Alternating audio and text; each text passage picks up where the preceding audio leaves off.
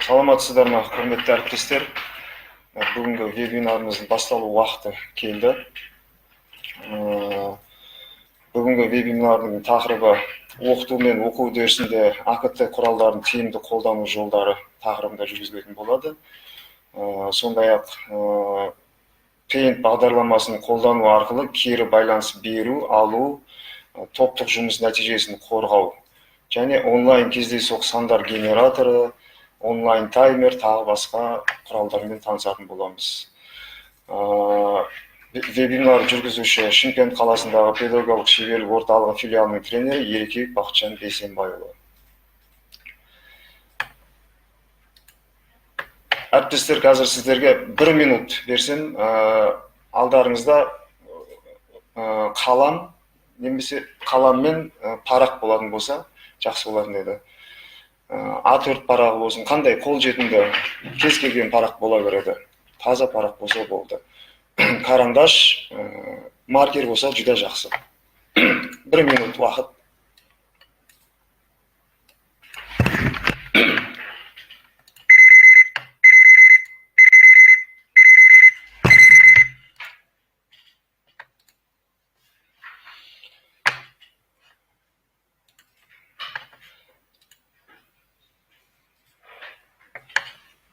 Дайындыққа 1 минут уақыт кетті.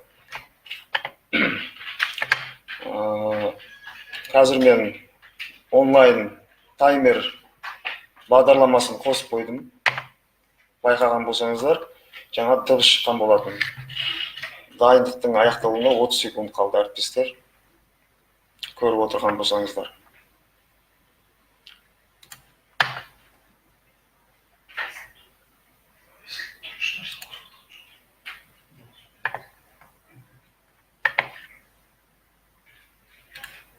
Он 14 секунд қалды.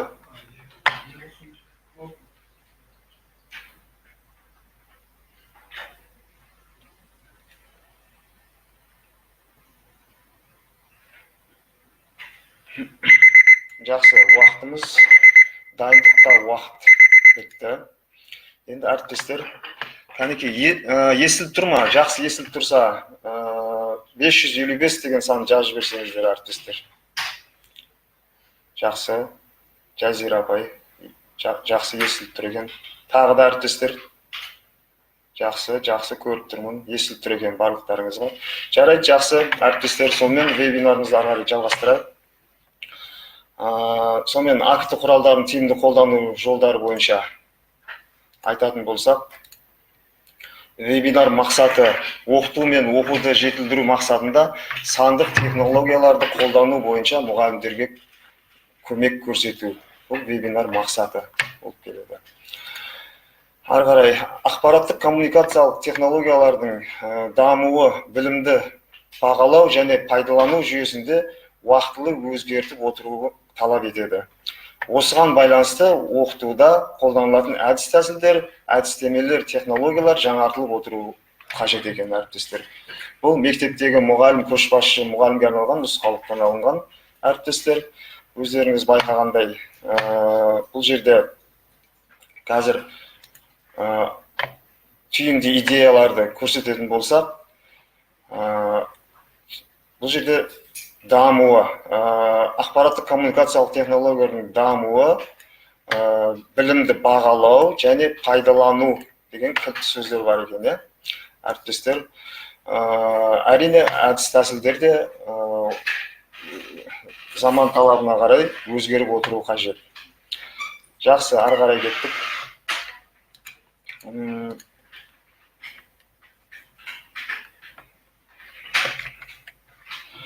АКТ оқушыларға ғылыми ұғымдарды түсіндіруді және олардың қабылдауын, түсінуін жеңілдетуге мүмкіндік беріп, мұғалімдерге сабақ беруде көмектесетін маңызды құрал болып отыр дейді.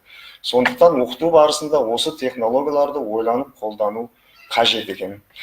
Әріптестер, осы жаңағы таныстырып өткен слайд бойынша алдыңғы слайд мазмұнын толығымен түсіндіңіз бе сіз? Чатқа келесі сандарды жазып жіберсеңіз, осының алдындағы слайдты толығымен егерде мазмұнын түсіндім десеңіздер, 3 жетілікті қойсаңыздар. жартылай түсіндім десеңіздер, 5-тік жіберсеңіздер, қайталап өтсеңіз десеңіздер, 3 бірлікті жіберсеңіздер, әріптестер.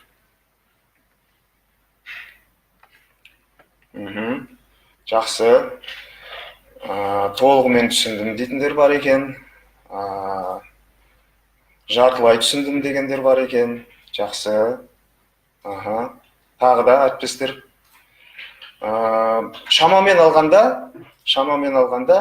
60-та 70 болып тұр. 60% толығымен түсіндім деп тұр. 40%-дайы жартылай түсіндім деп тұр. Өйткені 3 жетілік қойғандар, демек сіздер аудиалды екенсіздер. Өйткені қазір тағы да осы слайдқа бір көңіл бөлейік.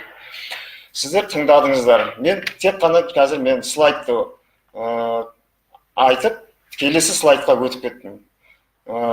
40-50%-дайы жартылай түсіндім деп тұрсыздар. Ол ненің себебінен? Ол демек бізде визуалды қабылдау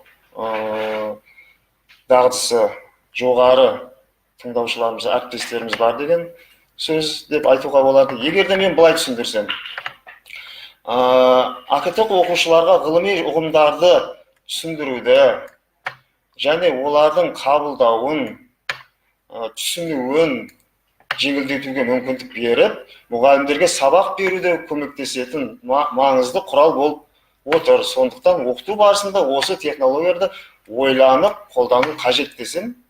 Және де мысалға, мына жерде біз енді мен суреттен жақсы саламаймын, енді мұғалім дейік, мінекей мұғалім тұр. Мұғалімнің алдында экран тұр. Жаңағы проектордан көрсететін. Мына жерде проекторымыз тұр, немесе компьютеріміз тұр. Демек, түсіндіруді дейміз, ол мұғалімге қатысты екен. Мұғалімге қатысты. Ол мұғалімнің іс-әрекеті бұл жерде АКТ құралын қолдану арқылы болып тұр. Демек, мына жерде оқушыларымыз бар, мысалға. Оқушыларымыз бар. 2 оқушыны салып қойайын. 2 оқушыны салып қойайын. Енді қабылдауын тірек сөзі оқушыларға қатысты, және де түсінуін. Бұл да оқушыларға қатысты бізде. Түсіну, демек, біз бұл жерде АКТ құралын мұғалім түсіндіру ретінде пайдаланып тұр. Ал енді бұл жерде түсіндіру бойынша. Егерде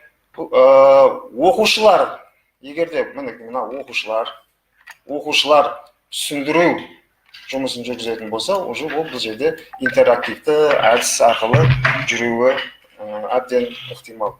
Демек, бұл бізде осы мәтін бойынша қайтадан қазір қарап өтейік. Енді толығымен түсіндім дегендер 777-ні, жартылай түсіндім дегендер 555, қайталап өтсеңіз дегендер 111-ді қайтадан бассаңыздар. Мына арасын бөліп қойайын бағанағыдан. Мінекей, арасы бөлінді. Жартылай түсіндім. Тағы да толығымен түсіндім, 3-еуі бар екен, 4-еуі болды. Тағы да әріптестер белсенді қатысайық. 3-7 шықты, 3-1 шықты. Қайталап өтсеңіз дейді. Қайталап өтсеңіз бұл жерде 1-еуі бар екен. Демек, бағанағыдан бізде алдыңғы мен тек қана айтумен шектеліп, келесі слайдқа өтіп кеткенінде 50-де 50 еді. Толығымен түсінгені 50%, жартылай түсінгені 50% еді. Демек, сіздерде осыған байланысты кімнің аудиал екенін, кімнің визуал екенін осыдан байқауға болады екен, әріптестер. Ары қарай, демек, сіз кімсіз? Аудиал, визуал, кинестетиксіз ба деген. Аудиал ақпаратты есту мүшесі арқылы қабылдайды. Бұл өте сирек кездесетін жандар дейді. Олардың есте сақтау қабілеті мен есту мүмкіндігі өте жақсы дамыған дейді. және әңгімелесушісімен міндетті түрде бетпе-бет жүздесуді қажетсінбейді екен. Сөйлеген сайын жадырай түседі екен. Сіздің айтып бергеніңізді сөзбе-сөз қайталап беру мүмкіндігі де бар екен. Демек, бұл аудиалдарға байланысты айтылған екен. Бұл жерде де біз аудиалдарға байланысты айтылған мәселелерді мінекей мен алдын ала тірек сөздерін ерекшелеп қойған болатынмын. Мінекей біз барынша фокус алатын тірек сөздер немесе сөз тіркестері. Визуалдарға келетін болсақ, визуалдар айналасында жүзеге асып жатқан құбылыстарға терең үңіліп, ақпаратты көздері арқылы қабылдайды екен. Олар көз алдына картинаны елестетіп, оны сипаттап бере алады екен. Визуалды жүйенің арқасында шексіз армандап, жаңа дүниелерді ойлап табуға болады екен. Олар барлығын да өте жақсы ұйымдастырады екен. Визуалдарға бір нәрсені түсіндіру үшін сурет, графика, кесте ұсынған абзал екен. Осылайша ақпаратты жылдам әрі жақсы түсінеді екен. Бұл визуалдарға байланысты екен. Енді кинестетиктерге байланысты. Кинестетиктер қоршаған ортаны ерекше сезініп, ақпаратты қимыл, қозғалыс ұстап сезіну арқылы қабылдайды екен. Олар еш уақытта сезімін жасыра алмайды екен. Қойылған сұраққа қысқа да нұсқа жауап береді екен. Енді менде аудиалға бір мысал келтіргім келіп тұр. Тыңдаушыларда ол болған нәрсе. Сабақты түсіндіру барысында бір тыңдаушым енді көзін жұмыңқырап отыр екен, ұйықтап отырған сияқты. Әріптесіме, сіз неге ұйықтап отырсыз десем, ағай дейді, мен тыңдап отырмын дейді. Демек, ол көзін жұмып болса да тыңдап отырып, солай түсіне береді екен әріптестер. Жақсы, ары қарай кеттік. АКТ бүкіл әлемде көптеген мұғалімдердің күнделікті жұмысына еніп кетті. Әсіресе проекторы мен интерактивті тақталары бар техникалық жасақталуы мықты мектептердің өзі неге тұрады дейді. Демек, бізде қазіргі өздеріңізде куәсіздер, барлық мектепте проекторлар мен интерактивті тақталармен жабдықталған деп айтсақ болады. Біреу болса да бір мектепте бар екен әріптестер. Ары қарай, АКТ-ны пайдаланудың үлгілері: көрсетілім, модельдеу арқылы жүргізіледі екен, және бағалау мен талдау арқылы, ұсыныс, қайталай ұсыну және қарым-қатынас арқылы, және тестілеу және растау арқылы жүргізіледі екен. Осындай үлгілері бар екен. Енді әрбір үлгіге тоқталып өтсек, АКТ-ны пайдалану үлгілері бойынша көрсетілімге байланысты оқушылардың түрлі амал тәсілдерді көрсетуі, бұл жерде мінекей көрсетуі бойынша, идеяларды салыстыру бойынша жүргізіледі екен. Зерделеу және талқылау мақсатында басқа оқушылармен жұмыстарын алмастыру жүргізіледі екен. Оқушылардың жұмысы мен түсініктемелерін салыстыру үшін жүргізеді екенбіз, әріптестер. Ары қарай кеттік. Модельдеуге байланысты оқушыларды өмірдегі нақты проблемалар немесе оқиғаларды модельдерін ұсыну жүргізіледі екен. Ұсыну арқылы жүргізіледі. Немесе оқушыларға мәтінді талдаудың және жазба нысанды пайдаланудың әдістерін көрсету арқылы жүргізіледі екен. Мына жерде модельдеуді ұсыну, тұжырымдаманы көрсететін бейнелерді беру арқылы көрсетіледі екен, жүргізіледі екен. Келесі үлгіміз бағалау мен талдауға байланысты екен. Оқушылардың түрлі нысанда ақпараттарға қол жеткізуін қамтамасыз ету үшін жүргізіледі екен. Оқуда жаңалық жасауға ықпал ету үшін жүргізіледі екен. Оқушыларға мәтіндердің түрлерін көрсету үшін жүргізіледі екен. балама таныстырылымдар мен суреттер ұсыну дейді, мінекей түйінді сөздерді сызып қойып жатырмын, иә. Келесі үлгіміз ұсыну, қайталай ұсыну және қарым-қатынас. Бұл үдерісте балалардың идеялары, жұмыстарымен алмасуы жүргізіледі екен, иә. Ақпарат алмасу жүреді екен бұл жерде. Балалар жұмысының сапасын жетілдіру және арттыруға байланысты жүргізіледі екен, иә. Пікірлер мен ақпаратты қорыту, жалпылау жұмыстары жүргізіледі екен. Және де тестілеу және растау бойынша. Бұл жерде егер болса сұраған қою және болжамдарды тексеру үшін жүргізіледі екен, иә. Мінекей растау немесе теріске шығару үшін мәліметтерді жинау дейді. Келесі дерекқорды зерделеу жұмысы жүргізуге пайдаланады екенбіз. Интербелсенді оқу бағдарламасын пайдалану үшін жүргізеді екенбіз, мінекей әріптестер. Жақсы. Енді әріптестер, келесі оқу мен оқыту үдерісінде көмекші болатын бағдарламалар туралы әңгіме жүргізсек. Сіз сыныпта қандай бағдарламаларды пайдаланасыз? Әріптестер, сіздерге сұрақ. Жазып жіберсеңіздер. Сіз сыныпта қандай бағдарламаларды пайдаланасыз? Сіздерге 1 минут уақыт. Кәнеки? Презентация дейді. Жазира апай презентация дейді. Сосын тағы да әріптестер белсенді қатысайық. Сіз сыныпта қандай бағдарламаларды пайдаланасыз?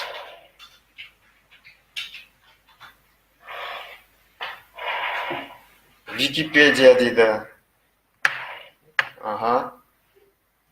Жарайды, жақсы, әріптестер. Білім ленд бағдарламалары дейді. Сабаққа қатысты видеолар көру дейді. Білім ленд дейді. Kahoot.com дейді. Kahoot-қа байланысты. Жақсы. Енді әріптестер, қараңыздар. Қосымша бағдарламалар. Жақсы. Мына жерде қазір мен сіздерге көрсетіп отырғандай, алғашқы слайдтан бастап сурет салу, мінекей, сурет салу қарындаш арқылы пайдаланып жатырмын. Бұл жаңағыдай тыңдауға да, тыңдап және көріп, визуалды көру арқылы есте сақтауға да мүмкіндік бар екен. Бұл жерде бұл сурет салу қарындаштарының бірнеше түрлері бар. Өздеріңізге қандай ыңғайлы сол қосымша бағдарламаларын пайдалансаңыздар болады. Бұл бағдарламаның барлығы тегін. Бұл қарындаштың өзін практикада қолдану барысында нәтижелер, жақсы нәтиже көрсеткендігі байқалды. Өйткені кері байланыс беріп, кері байланыс алған кезде осы қарындаш арқылы мысалға сыныпта постер құрап соны қорғау барысында суретке түсіріп, оны USB шнуры арқылы компьютерге ендіріп, үлкен экраннан көрсетіп қорғайтын болса, ол барлық оқушыларға қолжетімді көрінетін болады. Егер де постермен біз қорғайтын болсақ, артта отырған оқушыларға көрінбей қалуы мүмкін. Бұның сондай бір ерекшеліктері бар. Және де бұл жерде әртүрлі сандық технологияларды қолдануға болады. Мен өзім практикамда тыңдаушыларға WhatsApp желісін пайдаланамын. Алдын ала группа ашып қойып, өзінің орнында тапсырма беріледі. Сол тапсырманы суретке түсіріп, сол WhatsApp арқылы группаға жіберіп, және сол фотоларды жүктеу арқылы кері байланыс беріп, кері байланыс алынады. Өз жағынан, өз тарапынан да кері байланыс беріледі, немесе мұғалімдер өз бір-бірінде кері байланыс беру арқылы, осылай сызып көрсету арқылы, қателескен жерлерін сызып көрсету арқылы, солай келесі кезекте ол қатені жібермеуге мүмкіндік беретіні зор. Және де қосымша мәліметтерді астында көрсетілген сілтемелер арқылы алсаңыздар болады. Келесі онлайн таймер бағдарламасына келетін болсақ, онлайн таймер жаңа мен сіздерге көрсеткендей уақыт бердім, 1 минут уақыт дайындыққа берген болатынмын. Бұл жерде де уақытты тиімді пайдалану үшін осы қосымша құралдарды пайдалануға болады. Егер де тапсырманы орындауға байланысты белгілі бір шектелген уақыт берілсе, мысалға 2 минут берілсе, ол 2 минут уақыт болған кезде тағы да қосымша уақыт қажет немесе қажет емес екендігін тыңдаушылардан, білім алушылардан сұрап, тағы да қосымша қосып беруге де болады. Бұл жерде де онлайн таймер бойынша да өте жаңағы дыбыс беретіні жағы, сол дыбыс бергенше тапсырманы орындауға уақыттары бар екенін сезінетіні, бұл жерде ол да жаңа артықшылықтарына жатады. Бұл бағдарламада бірнеше көп түрлері бар, өзіңізге ыңғайлы бағдарламаны мен жұмыс жасасаңыз болады. Келесі кезекте онлайн кездейсоқ сандар, есімдер генераторы арқылы. Бұл жерде мысалға оқыту барысында сыныпта тапсырма берілгеннен кейін бір шектеулі адамдар ғана сөйлеп жату, көбінесе сондайды кездестіреміз біз. 1-2, максимум 3 оқушы жауап беріп отырады. Ал мынау онлайн кездейсоқ сандар немесе есімдер генераторы арқылы әр оқушыға өзінің жаңағы номерін беріп қойып, немесе осы генераторға оқушылардың есімдерін түсіріп енгізіп қою арқылы тапсырманы орындап болғаннан кейін, уақыт болғаннан кейін, сол генератор арқылы сол тапсырмаға жауап беретін оқушыны анықтауға болады. Ол кездейсоқ болады. Демек, бұның да артықшылығы 1-2 оқушы ғана сөйлемей, қалған оқушыларда, қазір мен осы онлайн кездейсоқ генераторда мен шығып қалуым мүмкін деген сияқты, ол да өзіне жаңағы дайындалуға жаңағы тура келеді. Осындай қосымша бағдарламаларды пайдалануға болады әріптестер. Мысалға, тапсырма әріптестер енді сіздерге. Әдетте сіз өз пәніңіз бойынша КМЖ-дағы, мен үйренгендей, қарындашымды алайын, қарындашым КМЖ-дағы АКТ-ны қолдану дағдылары, АКТ-ны қолдану дағдылары бөліміне қандай мәселелерді көрсетіп жүрсіз. Мына жерде КМЖ-ның мен бір бөлігін алдым, осы бөлігін алдым. Енді әріптестер, қазір сіздерге тапсырма. Бағана мен ручка немесе жаңағы қалам немесе маркер дайындап қойыңыздар деген болатынмын. Произвольно, кәдімгі параққа осылай сызып, мына жерде мысалға АКТ-мыз тұр. Мына жерге бірнеше өздеріңізді сабақта пайдаланған қандай мәселелер жазасын едіңіз осы жерге. Сол бойынша жазып, маған WhatsApp желісіне мүмкіндік бар деп ойлаймын енді. WhatsApp желісіне жіберсеңіздер. Және сол жұмысқа біз кері байланыс берейік, кері байланыс алайық деген сондай жұмыс жүргізейік. Уақыт 1 минут, 2 минут уақыт не бойынша жаңағы генераторға 2 минут уақытты мен қазір белгілеп қойдым. 2 минут уақыт. 2 минут уақыт сіздерде бар. Мінекей қазір мен экранға шығаратын боламын осы генераторды.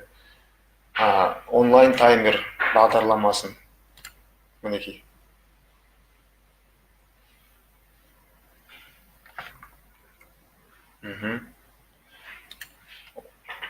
1 минут 30 секундтарыңыз қалды әріптестер. Жазып маған WhatsApp-қа жіберсеңіздер әріптестер. Белсенді қатысайық. Слайдты жүктеп алсаңыздар болады, иә. Свободный доступқа қойып қойғанмын. 1 минут 10 секунд қалды тапсырманың орындалуына.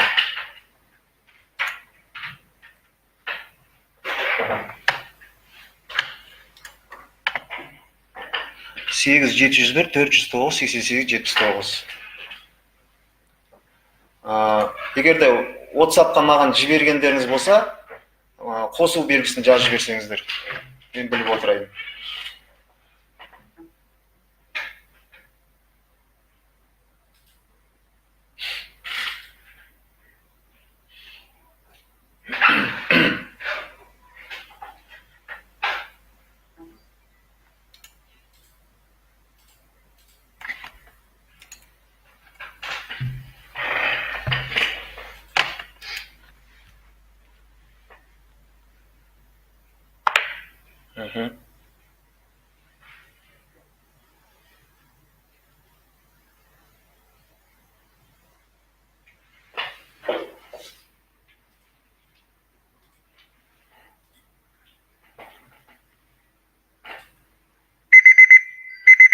Уақыт келді. Тапсырманы орындауға уақыт. Қосымша уақыт қажет болса, айтсаңыздар, жазып жіберсеңіздер чатқа. Қосымша уақыт.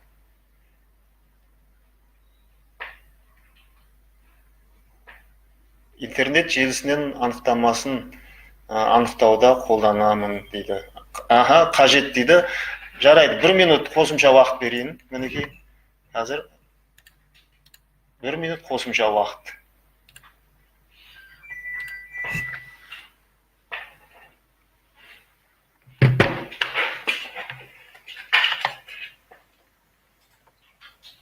Әлі ешкім жазып жібермеген екен.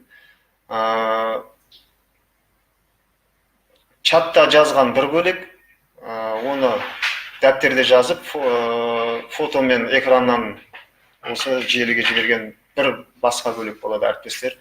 Қазір жіберсеңіздер, өзін соны байқайтын боласыздар. Қосымша уақыт қостым, 20 секунд қалды.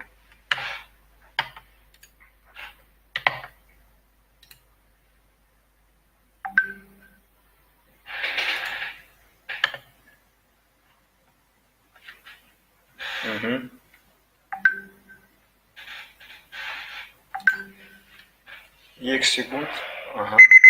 Жарайды, болды, уақытымыз келді. Демек, 41-87. Қазір мен жинап алайын, осы жұмыстарды. Одан кейін жұмыс жасайтын боламыз.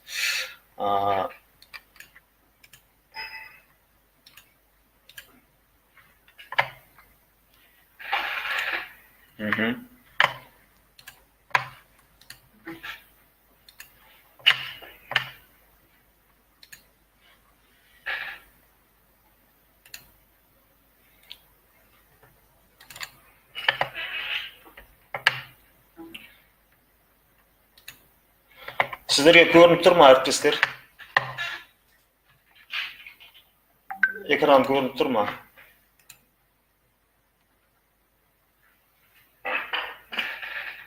Жақсы, көрініп тұр екен. Енді қараңыздар. Қазір мен сіздерден онлайн арқылы орындалған тапсырманы алдым. Paint бағдарламасын алам бұл жерде де. Енді әр мысалы вебинарда басқа қарындаш бар жазатын. Мына жерде мен кәдімгі барлығымызға қол жетімді Paint бағдарламасын алып тұрмын. Енді қараңыздар, АКТ-ны қолдану бойынша электронды оқулық слайд интер белсенді тақта дейді. Жақсы, әріптестер. Бұл жерде қараңыз, айтып кетейін дегенім, электронды оқулық деп сіздер. Электронды оқулық деген жақсы. Электронды оқулық бойынша бұны оқушы пайдаланады ма? Жоқ. Кім жұмыс жасайды бұны? Әріптестер. Жазып жіберсеңіздер. Электронды оқулық слайд интернет белсенді тақта деп қойыпсыз, әріптестер. Электронды оқулықты қалай пайдаланады? Оқушылардың жеке ізденіс жұмыстар жүргізу дағдысын дамыту. Жақсы. Бұл жерде электронды оқулықты пайдалану бойынша бұл үлкен мәселе болып тұр, мысалға. Енді осы электронды оқулықтың ішінде бірнеше жұмыстар бар ғой, нақты. Сіз жалпылама айтып тұрсыз, осының ішіндегі тармақтары, мысалы, нақты не істейді электронды оқулықпен, әріптестер? Осын жазып жіберсеңіздер. Енді жаңа есіміңізді білмей жатырмын, кім жіберген? Электронды оқулық депсіз, мысалға. Нақты не істейді бұл жерде? Осы электронды оқулықты жалпылама айтпай, мысалға, әріптестер сіздер де қосылсаңыздар болады. Мысалы, теориялық материалдарды меңгерту. Сонда бұл актыны қолдану мұғалімге арналып жазылып тұрған мәселе болып тұр ғой сонда. Сіздің айтуыңыз бойынша теориялық материалдарды меңгерту деп тұрсыз. Значит, мұғалім меңгерте ма электронды оқулық бойынша? Электронды оқулықтан теориялық материалдарды меңгереді десек, значит, бұл жерде оқушыларға бағытталған болып кетеді. Слайд дегенде, слайд деп қойыпсыз мысалға. Бұл да үлкен көлемде айтылып тұр, жалпылама айтылып тұр. Бұл слайдтың да ішіндегі мәселелерге кірсек, просто мен карандашпен көрсетіп қойып жатырмын. Мінекей, қандай мәселе мысалға осының ішінде? Сіз слайд деген ол жалпылама слайдпен мыңдаған жұмыс істеу мүмкін. Нақты не істейді слайдпен? Соны жазсаңыз. Немесе басқа әріптестерімізді көмектесеңіз болады. Слайдпен нақты не жасалынады, әріптестер?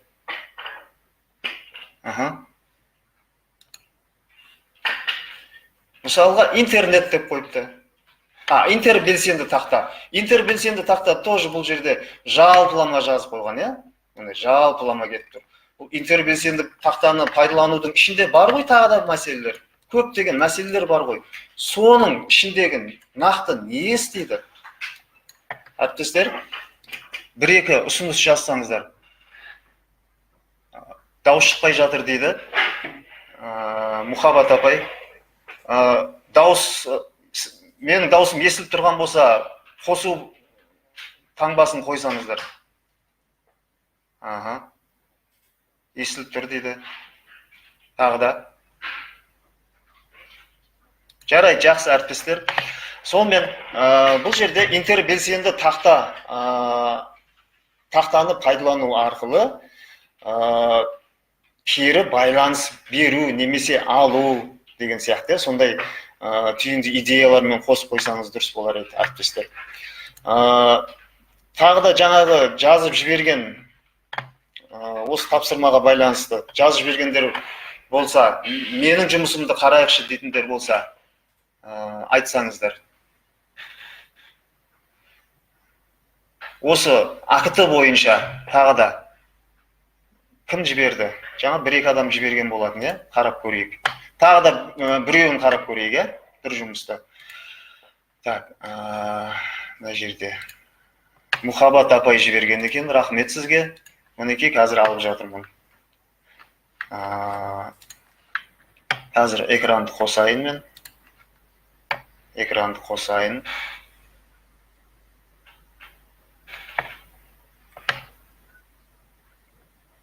Мінекей экран қосылды қазір.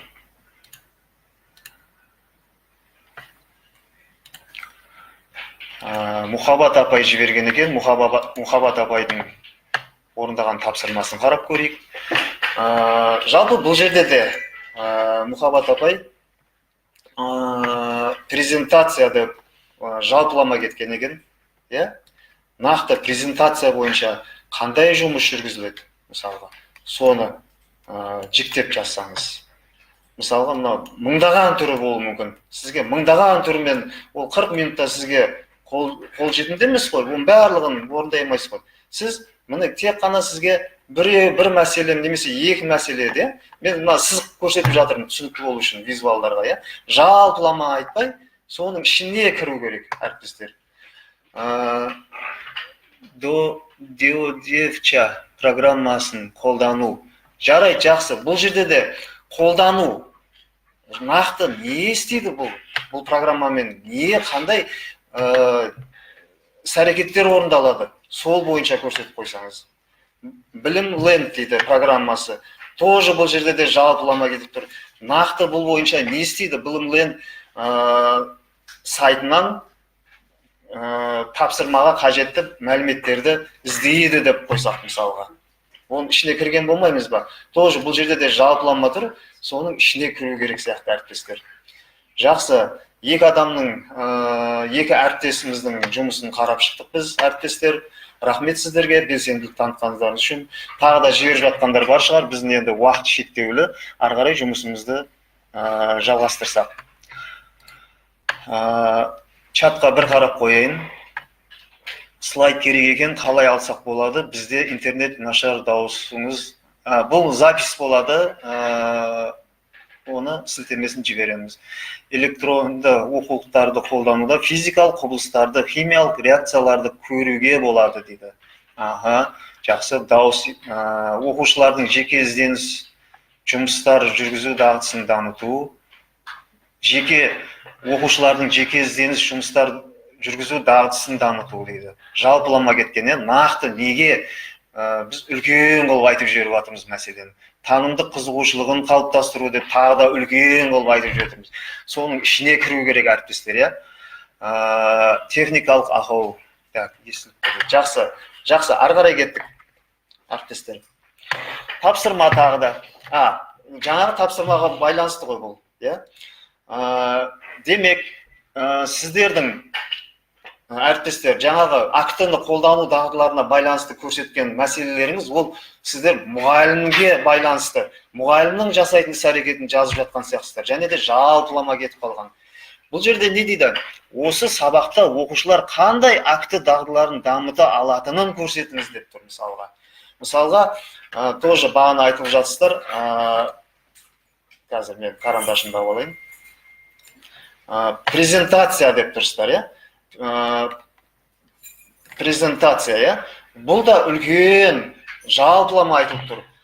Соның ішіне кіретін болсақ мәселелерге, ол қандай, не істейді презентация арқылы мысалға? Презентацияны өңдеп, түйінді идеялар арқылы өңдеу жасай ма деген сияқты, солай көрсетуге болады, әріптестер. Ары қарай кеттік. Әріптесім Дінмұрат көмектесіп жіберсеңіз, неге кетті? Аяқ жағына кетті қалған. Қазір әріптестер, мінекей. Демек біз бұл бөлімде оқушыларға байланысты мәселелер орын табу керек екен, әріптестер. Жақсы, ары қарай. Енді әріптестер, қосымша бағдарламалардың, бұл жерде жаңағы мен айтып кеткендей, Paint, кездейсоқ сандар генераторы, онлайн таймер дейді, артықшылықтары мен кемшіліктері бойынша жұмыс жасасақ. Кестесіне көрсетіңіз, өз пікіріңізбен топта бөлісіңіз дейді. Қазір әріптестер, сіздер өз орындарыңызда параққа кестесін жасап алсаңыздар, кестесіне осы қосымша бағдарламалардың артықшылықтары мен кемшіліктерін тізіп жазсаңыздар, әріптестер. Осылай тізіп жазсаңыздар, кестесіне. Немесе мына жерде көрсетейін бұны мысалға. Кестесіне артықшылықтары және кемшіліктерін тізіп жазып, маған WhatsApp желісіне жіберсеңіздер, мінекей. Қарап көрейік, қандай артықшылықтары мен кемшіліктері болуы мүмкін екен. Жаңағы сандық онлайн генераторы бойынша да қазір жұмыс жасайтын боламыз, әріптестер. 1 минут уақыт жетеді ғой, 2 минут уақыт. Жарайды, 2 минут уақыт. 2 минут уақыт кетті. Әріптестер, осы Т кестесін толтырып маған жіберсеңіздер WhatsApp-қа.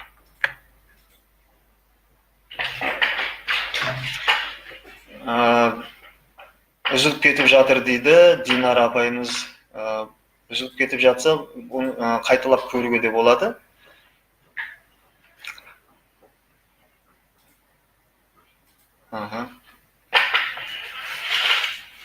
Так.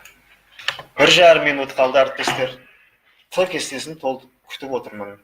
Жіберсеңіздер.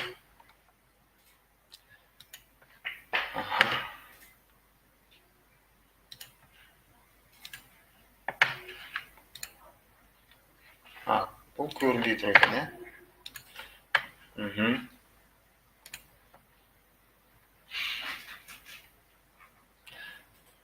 Жазира апай жіберген екен бағана интернет желісінен ақтама. Жақсы.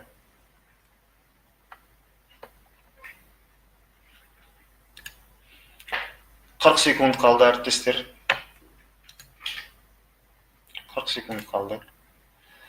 Қазір мен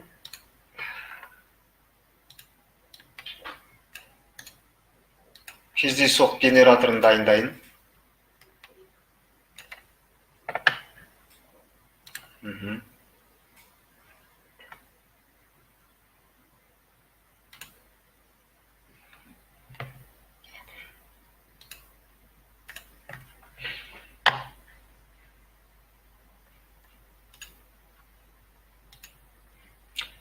Бізде қазір 7 секунд қалды. Кәнеке Т кестесін толтырып жібергендер бар ма, әріптестер?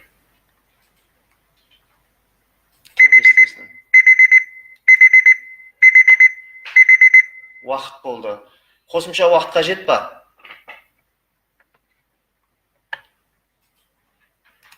Так, чаттан да қарай берейік бір жағынан,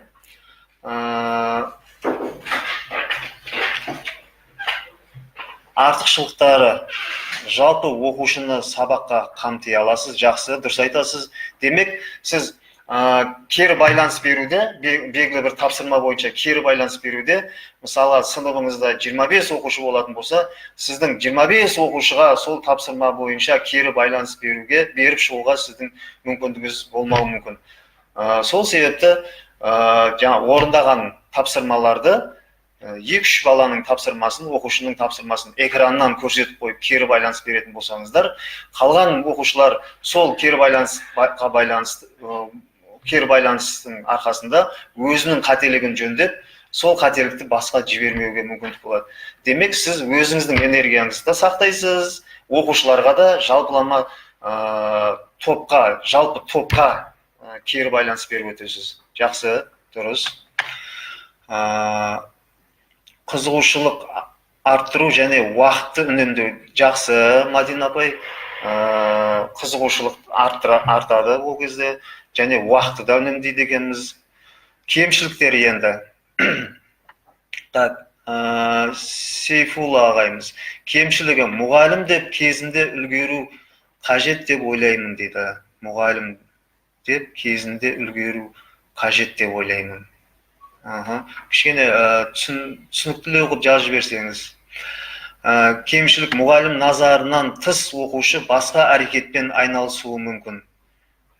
Кемшілігі, назардан тыс оқушы.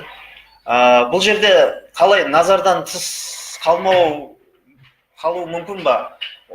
Кездейсоқ генератор арқылы біз таңдап алсақ оқушыны, мысалға, жауап беретін оқушыны. Жаңада мен сіздерге жұмысты жіберген кезде онлайн кездейсоқ генератор арқылы анықтауыма болатын еді, бірақ бұл жерде 1-2 тыңдаушы жіберді жұмысты, сол себепті бізге қолайсыз болды. Дұрыс айтасыз, тексеруді ұйымдастыруға әдем болады дейді. Он айтқаннан бір көрген тиын, өз қолымен жасаған жұмыс нәтиже береді. Жақсы, өз қолымен жасаған іс. Ағылшындар айтады ғой, learning by doing something дейді. Бір нәрсені істеу арқылы үйренетін болса, ол есінде қалатын болады. Мен қазір мынау беріп жатқан кері байланыстың карандашты қолдану арқылы бұл жұмысты оқушылар да біз негізі оқушыға бағыттау керекпіз актіні қолдануда. Мұғалім бір көрсетіп берсе, бастапқы кезде let's do the first one together деген бар. Алғашқы бір тапсырманы бірінші мұғалім көрсетіп берсе, сосын ары қарай оқушылар өздері осылай мысалға кері байланыс беріп отырады. Оқушылар да бір-біріне кері байланыс бере алады. Жаңағы проводсыз мышкамыз бар, иә? Мысалы, проводсыз мышкалар бар қазір. Өте дамып кеткен мысалға да. Провод сымсыз мышканы әрбір топқа кім жауап береді? Сол топқа апарып берсек, ол оқушы да, өзі кері байланыс беретін оқушы да, сол мышка арқылы да осындай кері байланыс беруі мүмкін. Баланың қызығушылығын молайтады дейді. Жақсы, түсінікті әріптестер. Сонымен ары қарай бұл жерде де кемшіліктері болуы мүмкін. Мысалға, қандай кемшіліктері болуы мүмкін? Мектепте телефонды пайдалануға байланысты. Енді телефон қазір барлығына қолжетімді, оны егерде мақсатты пайдаланатын болсақ, әрине кез келген оқу ісінің меңгерушісі рұқсат береді деп ойлаймын. Ондай сабаққа қажет деп сұрайтын болсаңыздар. Немесе телефон болмаса да, әйтеуір мұғалімнің телефоны бар ғой, сол телефон арқылы түсіріп, экраннан көрсету арқылы жүргізсек те, кері байланыс берсек те, осы карандаш арқылы болады. Немесе басқа да сандық технологиялар бар, кәдімгі фотоаппараттар бар, иә, деген сияқты. Сондай не қол жетімді сізге, сол бойынша жұмыс жүргізсеңіз болады. Жақсы әріптестер, ары қарай жұмысымызды жалғастырсақ. Рефлексия. Сұрақтарыңыз бар ма?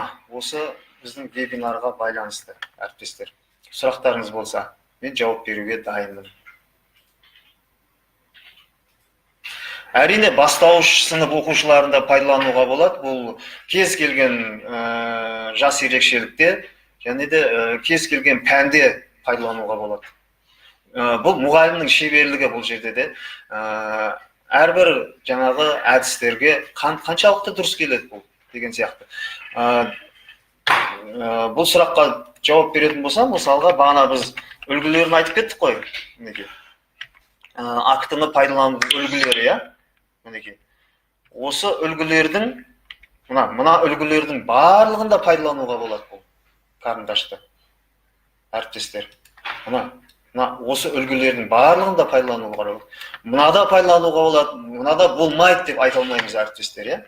Ол мұғалімнің шеберлігінде бұл жерде келеді. Сұрақтарыңыз болса, әріптестер, тағы да сұрақтарыңыз. Осы вебинарға қатысқанымыз жөнінде сертификат беріле ме дейді. Сертификат сізге маңызды ма? Сізге маңызды білім емес па бұл жерде? Сертификаттар ол басқа семинарларда алсаңыз да болады ғой. Жақсы, ары қарай. Рефлексияның түрлерін айтыңызшы. Енді рефлексияның көптеген түрлері бар. Ол рефлексияға байланысты біздің вебинарымыз емес, бұл әріптес Ержан әріптесіміз. Ол курс барысында да көрсетіледі. Рефлексияның бірнеше түрлері бар. Ол әрбір тапсырмаға әртүрлі вебинарлар, рефлексиялар келеді. Егерде қажет болатын болса, сіз өз контактный сын тетіктеріңізді, байланыс нелеріңіз, құралдарыңызды жазып берсеңіз, Ержан, сізге мен жіберемін. Рефлексияның түрлері, бірнеше түрлері бар.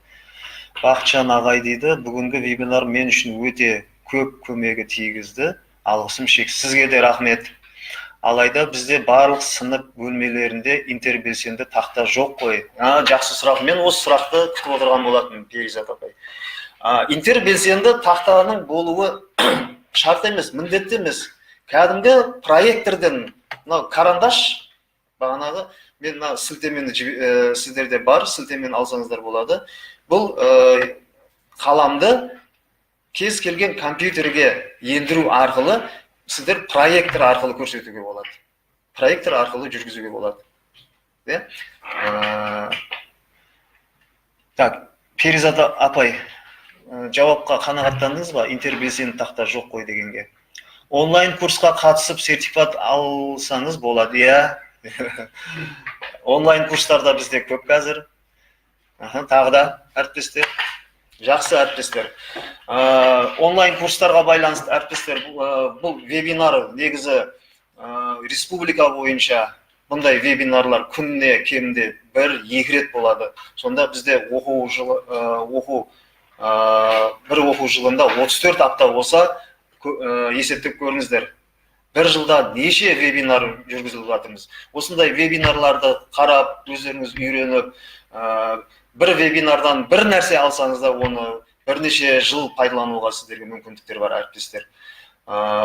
CPM сайтында бізде вебинарлардың түрлері көп, әртүрлі. Өзіңізге қандай вебинар көріңіз келеді. Жалпы күніне жарты сағат, 1 сағат уақытыңызды бөліп вебинарлар қарап отырсаңыздар, ол сіздерге жақсы копилка білім жетілдіруге байланысты.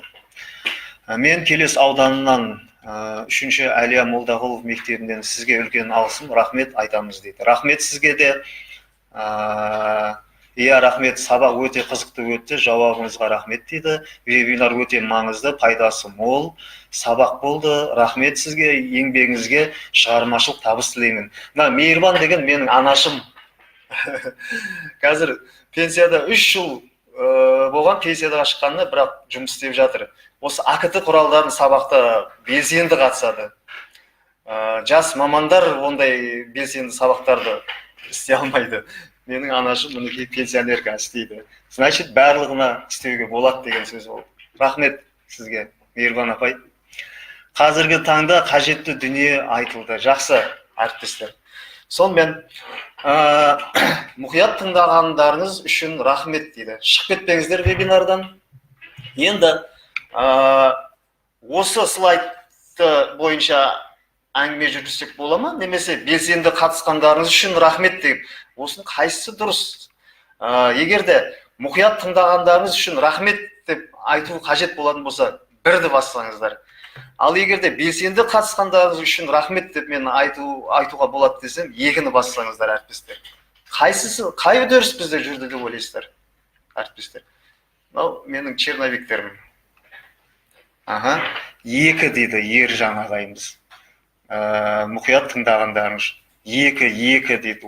Белсенді қатысқандар үшін рахмет онда сіздерге әріптестер. Көп рахмет сіздерге. Барлығы 2 деп жатыр. Керемет. Келесі кездескенше әріптестер.